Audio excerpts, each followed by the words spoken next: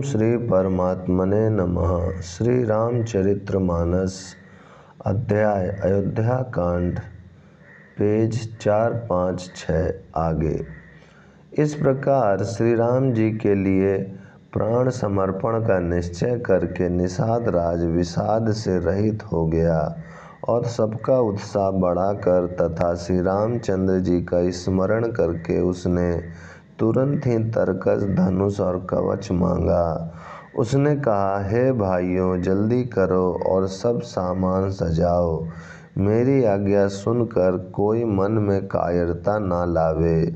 सब हर्ष के साथ बोल उठे, हे नाथ, बहुत अच्छा, और आपस में एक दूसरे का जोश बढ़ाने लगे।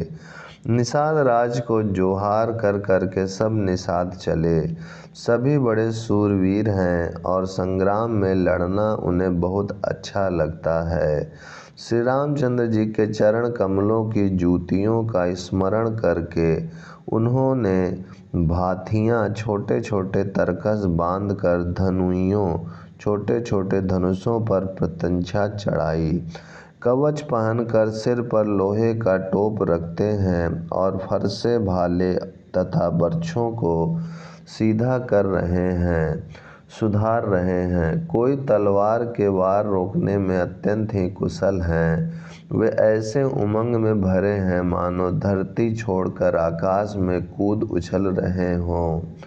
अपना अपना साज समाज, लड़ाई का सामान और दल बनाकर उन्होंने जाकर निषाद राज गुह को जोहार की।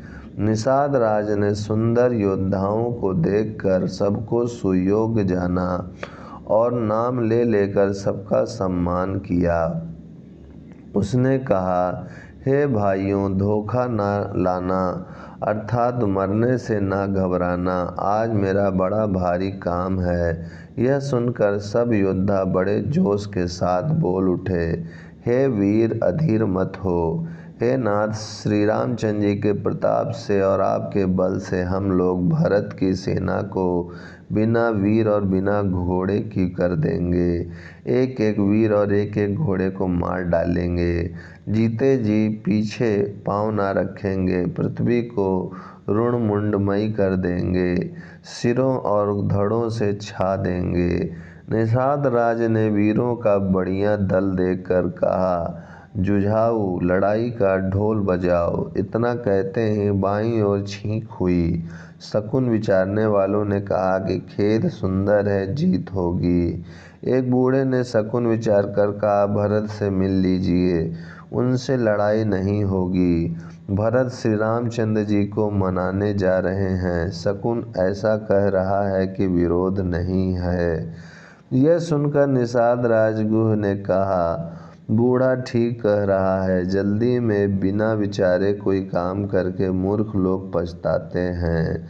भरत जी का शील स्वभाव बिना समझे और बिना जाने युद्ध करने में हित की बहुत बड़ी हानि है। अतएव हे वीरों, तुम लोग इकट्ठे होकर सब घाटों को रोक लो। मैं जाकर भरत जी से मिलकर उनका भेद लेता हूँ। उनका भाव मित्र का है या शत्रु का या उदासीन का, यह जानकर तब आकर वैसा उसी के अनुसार प्रबंध करूँगा। उनके सुंदर स्वभाव से मैं उनके स्नेह को पहचान लूँगा। वैर और प्रेम छिपाने से नहीं छिपते। ऐसा कहकर वह भेंट का सामान सजाने लगा। उसने कंद, मूल, फल, पक्षी और हिरण मंगवाए। कहार लोग पुरानी और मोटी पहिना नामक मछलियों के भार भर भर कर लाए। भेंट का सामान सजाकर मिलने के लिए चले तो मंगलदायक शुभ शकुन मिले। निषाद राज ने मुनिराज वशिष्ठ जी को देखकर अपना नाम बतलाकर दूर ही से दंडवत प्रणाम किया। मुनीश्वर वशिष्ठ जी ने उसको राम का प्यारा जानकर आशीर्वाद दिया और भरत जी को समझाकर कहा कि यह श्री राम जी का मित्र है। यह श्री राम का मित्र है। इतना सुनते ही भरत जी ने रथ त्याग दिया। वे रथ से उतरकर प्रेम में उमंगते हुए चले। निषाद राजगुह ने अपना गांव, जाति और नाम सुनाकर पृथ्वी पर माथा टेक कर जोहार की। दंडवत करते देखकर भरत जी ने उठाकर उसको छाती से लगा लिया। हृदय में प्रेम समाता नहीं है, मानो स्वयं लक्ष्मण जी से भेंट हो गई हो। भरत जी गुह को अत्यंत प्रेम से गले लगा रहे हैं।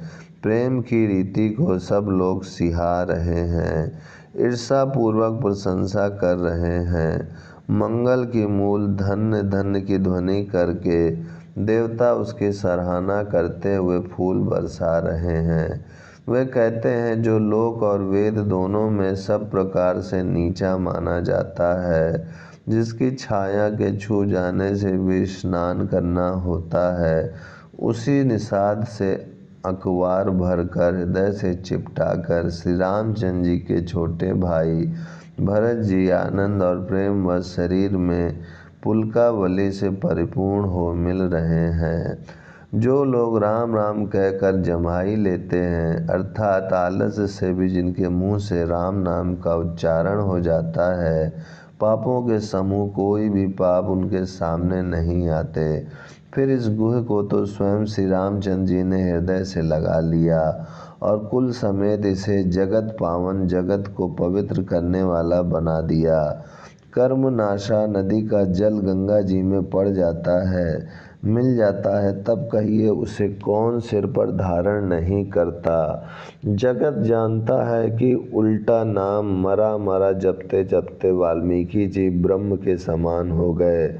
मूर्ख और पामर, चांडाल, सबर, खस, यवन, कोल और किरात भी राम नाम कहते ही परम पवित्र और त्रिभुवन में विख्यात हो जाते हैं। इसमें कोई आश्चर्य नहीं है, युग युगांतर से यही रीति चली आ रही है। श्री रघुनाथ जी ने किसको बड़ाई नहीं दी। इस प्रकार देवता राम नाम की महिमा कह रहे हैं और उसे सुन सुनकर अयोध्या के लोग सुख पा रहे हैं। राम सखा निषाद राज से प्रेम के साथ मिलकर भरत जी ने कुशल मंगल और क्षेम पूछी। भरत जी का शील और प्रेम देखकर निषाद उस समय विधेय हो गया, प्रेम मुग्ध होकर देह की सुध भूल गया। उसके मन में संकोच, प्रेम और आनंद इतना बढ़ गया कि वह खड़ा खड़ा टकटकी लगाए भरत जी को देखता रहा। फिर धीरे धरकर भरत जी के चरणों की वंदना करके प्रेम के साथ हाथ जोड़कर विनती करने लगा। ओम शांति शांति शांति।